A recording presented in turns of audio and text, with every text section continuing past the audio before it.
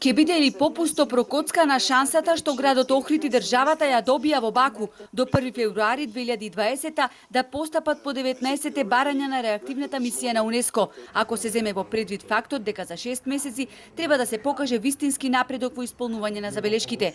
За да го зачува статусот на град на УНЕСКО, државата мора да се справи со нелегалната градба, неконтролираниот урбан развој, експлоатацијата на крајбрежјето, уништувањето и загадувањето на животната средина. Општина Охрид го презентираше акцијскиот план со длабоки рокови за исполнување на клучните препораки кои ќе траат со години. Се обидуваме као држава да ги намалиме или да го намалиме бројот на забелешки. Значи никој не го спомна Буково, никој не го спомна Сатеска, никој не го спомна нивото на езерото. Тоа сето мора да се изреагира до февруари. Односно до наредната година до јунира и тоа што, али до февруари мора во извештај да стојат сите тие напори кои што или сите тие активности кои што градов и владава ги прават. Значи има многу работи кои што треба да се завршат, а времето е мало. Овие 6 месеци се попусто купување време. Охрид ке имаше вистински бенефит ако се ставеше на листата на светско наследство во опасност. Ке добивевме стручна, но и финансиска помош од УНЕСКО за решавање на горливите проблеми.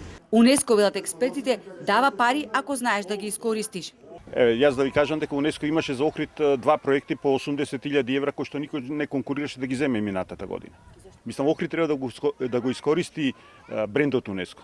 Не да бара пари да му даде 100, 200, 300, 500.000 евра. Него треба да го искористи брендот, ради тоа што единствено тоа носи гости. Брендот дека е Охрид и Охридското езеро се заштитени подрачја под УНЕСКО, ние треба да знаеме да ги искористиме и тоа да го рекламираме. Значи не да рекламираме платформи. Ако единственото наше заштитено природно и културно наследство, УНЕСКО и целиот свет треба да знае што се случува овде. Не може секој да се однесува како што мисли дека е најдобро, ако има стручни научни институции кои може да помогнат во носење на правилни одлуки, вели Талески.